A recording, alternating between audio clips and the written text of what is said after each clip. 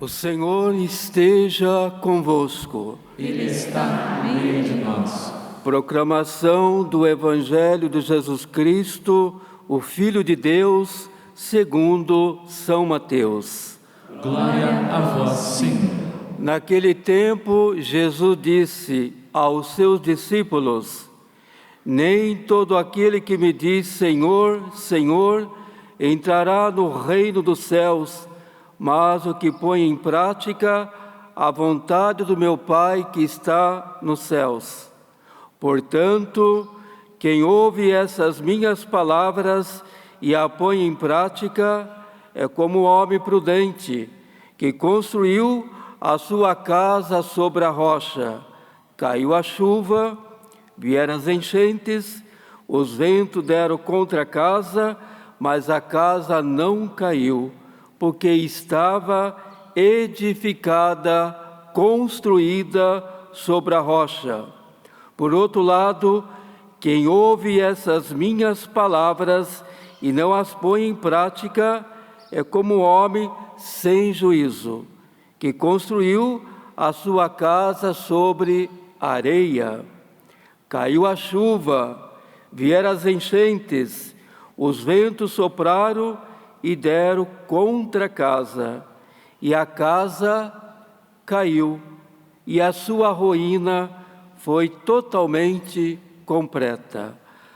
Palavra da salvação. Glória a vós, Senhor.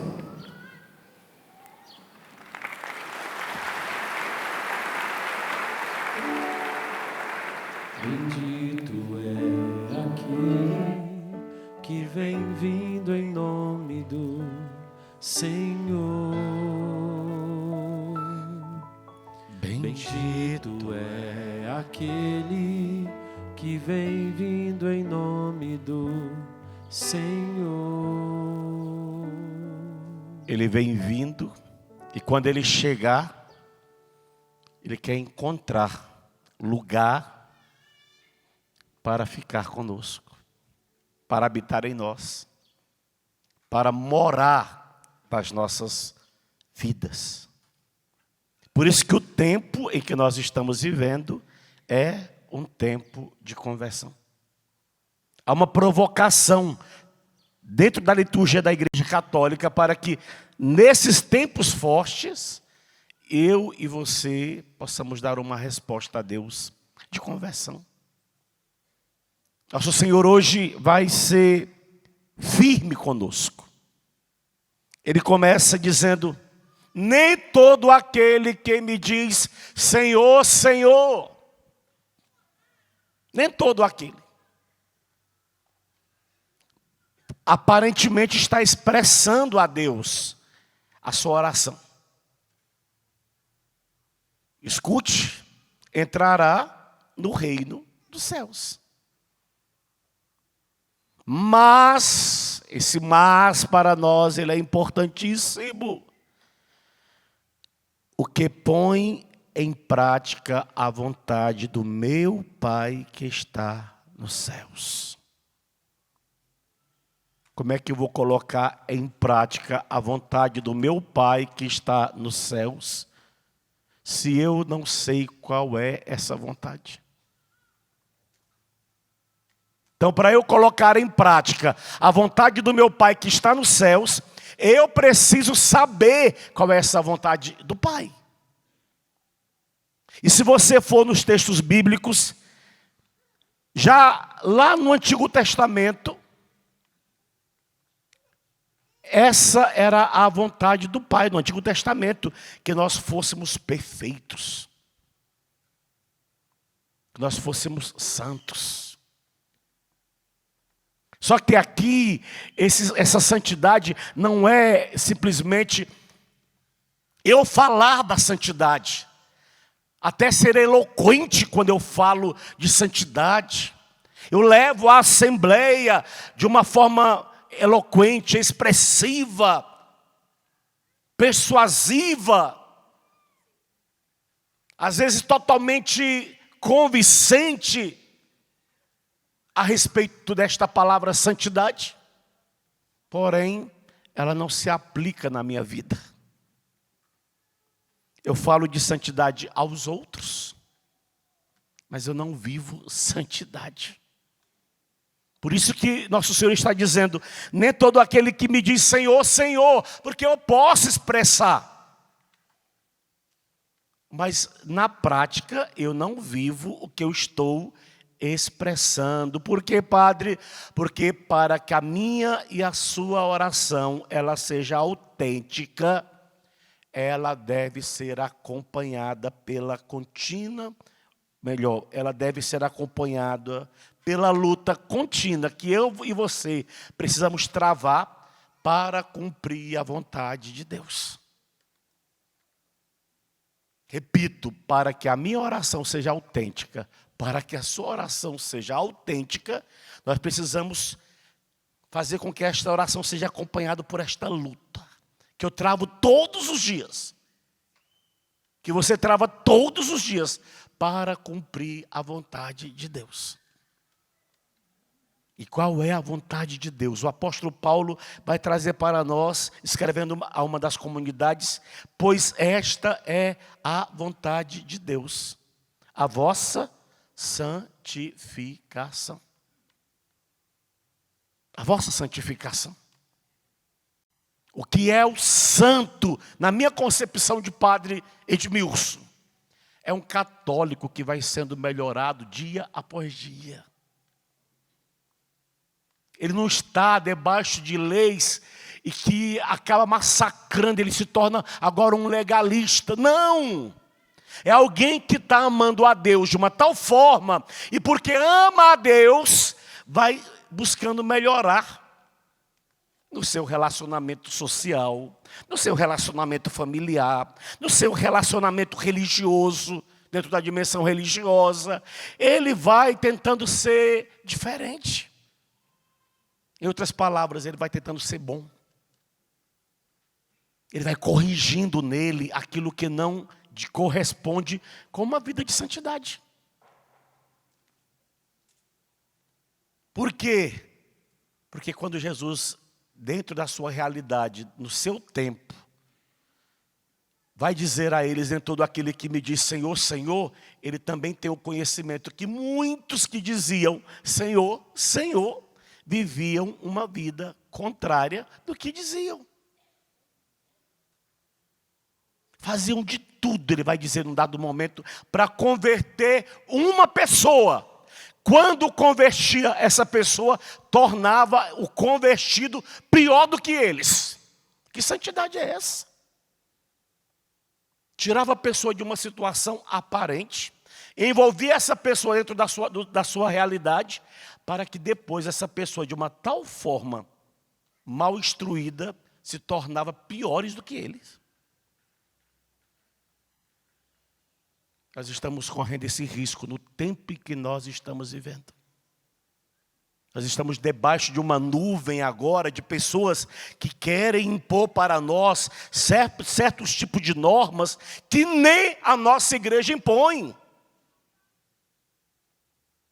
E elas se acham as mais católicas do planeta Terra. E se nós não formos iguais a elas, na vivência daquilo que elas acreditam como que é o catolicismo, nós estamos fora da dimensão salvífica de nosso Senhor. Por quê? Nós não acompanhamos a mentalidade delas. Nem todo aquele que me diz Senhor, Senhor. Desculpa, não estou aqui criticando. Mas vou exemplificar. Claro, se a pessoa quiser, ela é livre. Ela que sabe. Mas um determinado tempo, eu morava em Aracaju. Um garoto ligou para mim. E aí disse assim, padre, tem uma filha sua, dos Jovens Sarados, que é uma sem vergonha. Eu disse, rapaz, como você está chamando a menina de sem vergonha? Não, não é assim também. Acho que você deveria ter uma prudência no falar. Ele, não, ela é uma sem vergonha mesmo. Eu disse, mas por que você está chamando ela de sem vergonha? Aí ele disse, olha, sabe por quê, padre? Na hora da missa, ela é tão piedosa. Ajoelha. coloca as mãozinhas postas, até vira a cabecinha assim, fica assim. Ela era uma menina também que colocava um véuzinho na cabeça. Piedosa, piedosa. Eu falei, olha. Só que, padre, aquela mesma menina piedosa que eu vi na igreja, acabou a missa, o senhor acredita que ela deu de cima de mim? Falei, sério? E ainda me chamou para ir para o motel com ela. Eu disse, ela não é sem vergonha, ela é uma safada, eu falei para ele. Acrescentei os termos. Está entendendo, dentro daquele que me diz Senhor, Senhor? É nesse aspecto. A vida da pessoa não corresponde. A piedade dela não corresponde com a vida pessoal. Ela desdiz com o seu comportamento aquilo que ela aparenta ser. Ela aparenta ser piedosa, ela aparenta ser orante, ela aparenta ser temente a Deus, porém a vida particular não corresponde. É esse Senhor, Senhor, que não passa desse teto da igreja. É nesse sentido que Jesus está chamando a atenção. Eu estou pegando um fato moderno, dos tempos de hoje, para você entender o risco que eu e você vivemos. Porque nós somos exigidos hoje por nosso Senhor Jesus Cristo a cumprir a vontade dEle. Porque para nós não basta falar de Deus. Falar de Deus é só entrar na internet hoje, todo mundo fala. Não basta falar das coisas de Deus. Mas é necessário, escuta, igreja, que haja uma coerência, guarda isso no coração, de vida entre o que se pede, o que se diz e o que se faz. Coerência no que se pede, no que se diz e no que se faz. Na hora em que a gente não vive essa coerência, nós colocamos, desculpa, eu ampliar a nossa religião em descrédito. Em total descrédito. Isso serve para nós, pastores, nós padres. Isso serve para quem está ali, animando a música, tocando. Às vezes a alminha está tocando para Deus ali a bateria, mas numa vida totalmente irregular. Totalmente contrária. E olha, eu sofro. Eu trabalho com a juventude, eu sofro. Principalmente quando eu sei que é jovem sarado, quando usa um talzinho no pescoço. Quando eu vou dar comunhão para um músico meu, está no evento comigo, e o benditinho faz assim com a cabeça. Vontade de dar uma chamada. Porque incoerência, está tocando um instrumento para Deus, mas não se deixa tocar pela graça de Deus. É falso o que está ministrando. Não passa desse teto, porque não atinge a vontade de Deus, é que ele tocando, ele esteja vivendo dentro da vontade de Deus. Era o primeiro a desejar comungar Jesus Eucarístico. Ai, não vejo a hora de comungar, está tocando lá. Porque a alma dele tem sede da presença, daquele que ele está ministrando louvor. Coerência no que diz, no que faz e no que fala. Eu estou fazendo, mas não corresponde o que eu estou fazendo com a minha vida. É incoerente. Jesus pega firme, por quê? Porque essas pessoas acabam construindo as suas casas sobre a areia. Na hora que vem o negócio rebentando a boca do balão, essa casa não se sustenta. Por quê? Porque não tem alicerce. Areia.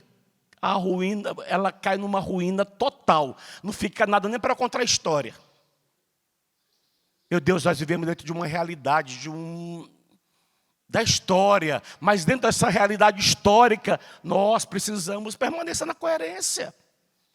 A igreja católica está sendo abalada. Não, a igreja católica, desde quando ela foi fundada, ela é abalada. A igreja católica, ela explodiu um escândalo. Desde quando ela foi fundada, por nosso Senhor Jesus Cristo já tinha escândalo. No grupo dos 12, olha que escândalo. Judas vai lá e um beijinho vem de nosso Senhor Jesus Cristo. Que escândalo maior do que esse? Eu não te negarei. Pedro, antes que os galos cante. Escândalo.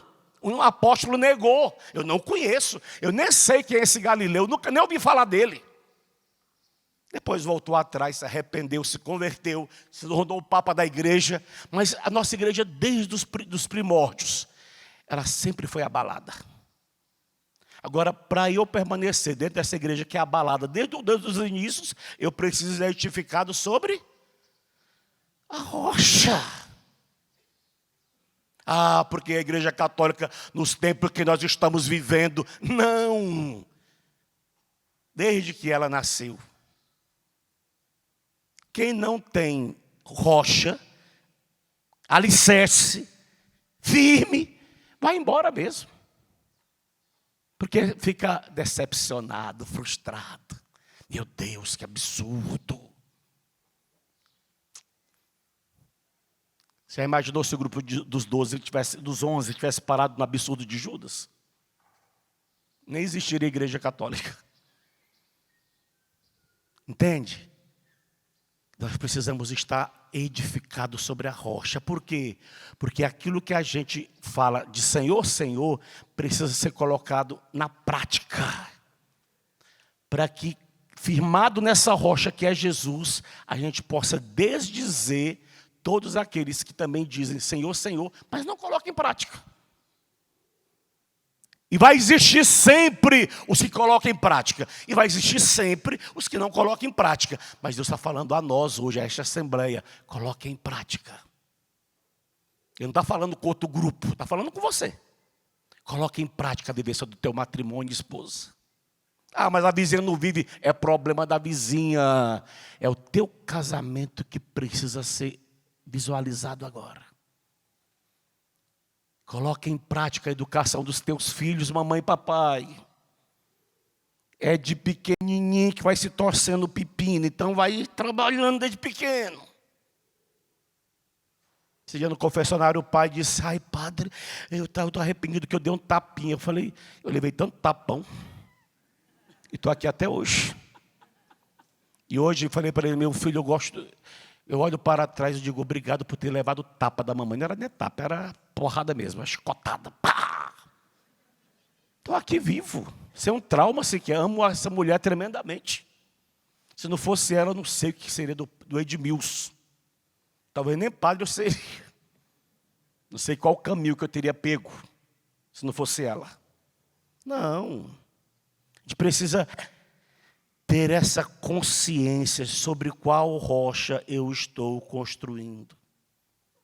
Paulo vai dizer à comunidade de Corinto, o reino de Deus não consiste em palavras, mas em realidades concretas. A igreja na Gáudia de Spes vai dizer para nós, não basta dizer Senhor, Senhor, para entrar no reino dos céus, mas é preciso colocar a mão na obra, para entrar lá. E colocar a mão na obra talvez é corrigindo você em primeiro lugar, antes de corrigir os outros. Trabalhando essa massa que é você. Essa pedra que é você, eu não sei o que você poderia se classificar, mas para ser melhorado. Para que quando você falar Senhor, Senhor, o que você fala de Senhor, Senhor tenha coerência, correspondência com a sua vida. Enquanto nós estivermos nessa realidade, a gente vai lutar por uma perfeição, sabendo que nós somos imperfeitos.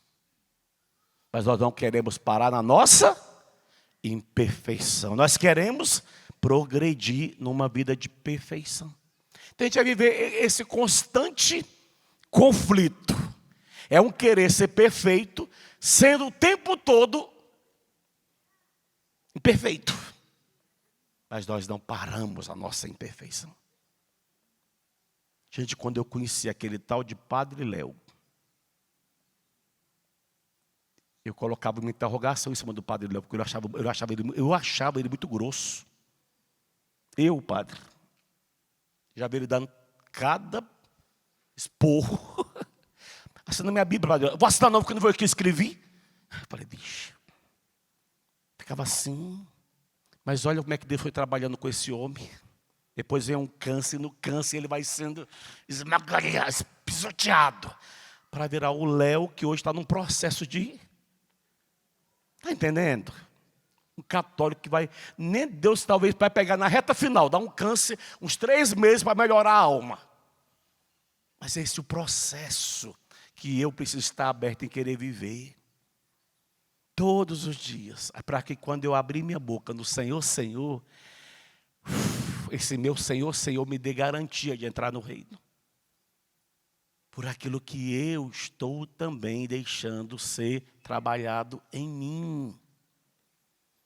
Nessa vivência de uma vida de santificação, de coerência. O que eu posso melhorar?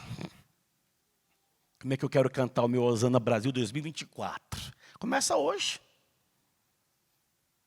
Que não foi bom em 2023, tenta melhorar em 2024. Para que você cada vez mais compreenda, Hosana não é só aquilo que você recebeu, mas é aquilo que Ele fez em você. Olha, Padre do céu, hoje ela está aí no meio de vocês. Ela me disse, eu acho que eu vou citar você, o exemplo. Cadê a Margarete? Está ali, ó. A Margarete, ela é fruto de uma missa de quarta-feira. Ela disse, Padre, na missa o Senhor falou meu nome. Depois de 31 anos, sem confessar, a Margarete cai no confessionário e ainda cai comigo. Está ali, ó. Ela estava chorando. Depois eu encontrei ela na loja, dei um abraço nela, apertei ela. Porque Deus a chamou pelo nome, Margarete. E ela está aqui hoje. Vamos aplaudir o Hosana da Margarete. Deus abençoe, filha. Deus a chamou pelo nome. E ela veio. Hoje é comungar depois de tantos anos. Olha que bênção. Isso é Hosana. Mais do que talvez uma cura física, um milagre. É Hosana porque o Senhor fez em mim maravilhas. E eu deixei com que Ele fizesse em mim maravilhas. E após essa experiência, ela só tem que melhorar. Esquecendo o que ficou para trás, agora ela vai se meter, como a palavra diz, em direção à meta. Se lançar, se jogar, correr em direção à meta, nesse desejo sincero de uma vida de perfeição. Olha que lindo. Amém? Deixa nosso Senhor trabalhar em você, filho. Pois todo aquele que não cumpre o que diz, acaba dizendo o que não deve. Ouviu? Todo aquele que não cumpre o que diz, esse fulano, essa fulana, acaba dizendo o que não deve. E a gente sente na hora. Uma vez uma pessoa estava ministrando e pessoal, nosso Senhor falou no meu coração, o que ele está falando é mentira. Eu falei, ai Jesus. Fiquei todo sem graça. Eu falei, o que ele está ministrando é mentira. E eu fiquei com aquele negócio dentro de mim. E eu não sentia realmente que havia verdade no que estava sendo conduzido. A pessoa ia entrar quase que em êxtase no momento em que conduzia. Mas o nosso Senhor me dizia que não havia verdade. Demorou mês. Eu tive que escutar a verdade. Que realmente o que ele dizia no palco não correspondia com o que ele vivia. Era totalmente totalmente contrário. Claro que Deus se utilizou desse momento também para convertê-lo. Foi aí que eu entrei como sacerdote, dentro desse processo. Mas você percebe que não há coerência. Não há coerência. Manda os outros fazer. Olha, se existe uma coisa que eu fico vigilante, é negócio de levantar braço. Porque quem mais manda levantar braço sou eu. Levanta seus braços, vai braços. Quando eu estou na assembleia, que alguém manda levantar o braço, eu já coloco lá em cima. Para ser coerente, porque eu mando. De repente alguém mandou e eu estou lá. Levanta o braço, eu. Levanta o braço, eu. Isso é incoerência. Se você manda, por que quando manda você também não obedece? Que dicotomia é essa? Só o que você diz que tem a eficácia e o que o outro diz. É uma atenção. Eu sempre elogiei meu pai fundador porque eu admirava demais Padre Jonas em tudo. E eu queria imitar ele em tudo, porque quando ele falava para orar em línguas, ele não orava assim. Ele abria o bocão. E aquilo me impressionava. Que eu mandava levantar braço, ele era o primeiro. Se era para repousar no espírito, ele caía não sei quantas vezes. Pá, pá. Falava, meu Deus, ele cai tanto. Porque tudo ele vivia muito intensamente. Quando o padre ia beijar as meninas, eu ficava encantado com o beijo do padre, porque ele colocava o beijão assim, ó. Não era, meninas? Grudava assim. Eu achava tão bonito, porque eu achava intenso o beijo do padre, o abraço do padre. Isso chama coerência de vida. Ele não mandava. Ele fazia primeiro o que ele mandava depois fazer. Coerência. Nas pequenininhas coisas, como coerência nas grandes coisas. Papai, fala oi, padre. Papai, cuidado com o que você fala aos seus filhos. Porque se você fala e você não faz, é incoerência. Não vai beber não, e o pai bebe o tempo todo. Olha que maluquice, não vai fumar não, o pai fuma o tempo todo. Então se você não quer que seu filho não fuma, não fume. Porque se você não fuma, você vai ter moral para dizer para ele que o cigarro não presta. Pronto. Se você não quer que ele não beba, então não beba, porque você vai ter moral para falar com seu filho. Aí manda o filho não beber, mas o filho está indo para papai beber. Ele não vê a hora de chegar aos 18 para ele ser dono da vida dele, para se lascar na bebida. Por quê? Incoerência. Vai, igreja, nunca pisa aqui, como é que quer que o filho venha? Se eu fosse depender dos meus pais, eu nem católico seria. Eu que me descobri na fé e quis correr atrás. Porque se eu tivesse ele como modelo, eu nunca pisaria da igreja. Graças a Deus, nosso Senhor me alcançou no meio desse percurso. Compreenda, filho, nem todo aquele que me diz Senhor, Senhor. Quem se esforça por colocar em prática os ensinamentos de Jesus, ainda que venham, e eu quero terminar com isso, as tribulações pessoais, períodos de confusão na igreja, que se vê rodeado de erros. Meu Deus, é tanto erro.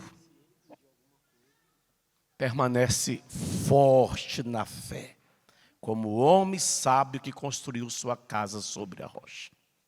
Ele sabe sobre quem edificou. E tudo passa, mais cedo ou mais tarde, tudo passa. Padre Jonas cantava uma musiquinha tão simplesinha. Ele dizia, a musiquinha dizia assim: eu me decidi seguir Jesus. A cruz na minha frente e o mundo atrás. A cruz na minha frente e o mundo atrás. Mas eu me decidi. Eu me decidi, eu quero. Eu quero manter meus passos firmes nesse segmento. Aconteça o que acontecer, a cruz na minha frente. Se ele caminhou na minha frente com a cruz, eu também quero caminhar atrás dele, seguindo essa mesma cruz, que um dia vai gerar na minha vida ressurreição, vida eterna. Fica de pé, Louvado seja nosso Senhor Jesus Cristo. Para sempre seja louvado. Levanta seus braços um instantezinho. Já mandei levantar braço, tá vendo? Se coloca na presença dele com esse desejo de querer viver vida nova, filho. Esqueça o que ficou para trás. É daqui para frente. Daqui para frente. Eu posso melhorar hoje e não querer mais repetir nada do que eu fiz ontem, antes de ontem e tempos passados. Começa hoje. Eu comecei falando no ato penitencial. Começa hoje, pediu perdão já. Acabou. Você é nova criatura, você já é homem novo. Se está devendo confissão, vai ter confessionário esses dias na Canção Nova. Se você conseguir pela imensidão das filas, vá lá, procura um padre. Fala só, padre, era isso, ponto final. Porque eu quero viver vida nova. Eu quero ser santo. Eu quero viver uma vida coerente. Eu quero viver uma vida que te agrade, Deus, acima de tudo. Te agrade. Canta, Orlando. Em santidade, em santidade, em santidade, sobre a terra eu devo andar. Declara isso, vai, em santidade. Em santidade, em santidade, em santidade, em santidade sobre a terra devo andar. Em santidade, tua graça posso alcançar. Em santidade, romper com as trevas. Em santidade, em santidade, em santidade, em santidade sobre a terra devo andar. Em santidade, sobre a terra eu devo andar. Em santidade, em santidade, em santidade, em santidade, em santidade, em santidade, em santidade, tua graça posso alcançar e romper com as trevas. Diga comigo, Senhor, hoje, dentro desta Eucaristia, eu quero fazer um ato de ruptura. Eu quero fazer um ato de ruptura com um homem velho, que não te agrada, que vive uma vida incoerente, que fala o que não se vive. Senhor, eu rompo com esse homem velho. Senhor, eu rompo com este homem velho. Com tudo aquilo que pertence a ele. Eu não quero mais comunhão. Eu em sã consciência. O rejeito agora. Em teu nome, Jesus. Eu quero viver uma vida. Que te agrade. A começar das pequenas coisas. Dos pequenos detalhes. Eu quero viver essa coerência. Lá dentro da minha casa. Com os meus familiares. Aqueles que mais me conhecem. No meu dia a dia. Eu quero ser coerente com eles. Para depois ser coerente com os de fora. Dá-me esta graça, Jesus. De exalar santidade. De andar sobre santidade. Dentro da minha família. Que eles vejam. Que eu desejo produzir fruto. De santidade. E que o fruto que eu produzi. Possa atingi-los. De uma tal forma. Que eles desejem Que eles desejem ser santo, ser santo, como eu estou buscando a ser santo. como eu estou buscando ser. É essa graça que eu estou te pedindo. É esta graça que eu estou te pedindo. Coerência de vida. Coerência de vida. Senhor, não permitais Senhor, não permitais que eu viva que eu viva uma mentira para mim mesmo, uma mentira para mim mesmo, dizendo para as pessoas dizendo para as pessoas coisas que eu não faço, coisas que eu não faço e obrigando as pessoas e obrigando as pessoas a fazer o que eu não faço. a fazer o que eu não faço. Senhor, dá minha graça Senhor, dá minha graça de abolir definitivamente de abolir definitivamente com esta vida esta vida de incoerência, de incoerência e dá minha graça e dá minha graça de ser coerente de ser coerente todos os dias. todos os dias. Repito, Senhor, Repito, Senhor, principalmente nas pequenas coisas, principalmente nas pequenas é o que eu coisas. mais desejo. É o que eu mais desejo. Que assim seja. Que assim seja. Em santidade, canta, vai. Em santidade. Peça pra Ele, filho, em santidade. Em santidade. Em santidade sobre a terra. Em santidade. Devo andar sobre a terra. Eu devo andar. Em santidade. Em santidade. Em santidade. Em santidade. Tua graça. Em santidade. Tua graça posso alcançar e romper com as trevas. Meu maior medo, quando eu era seminarista, era de ser um padre que ia viver aquilo que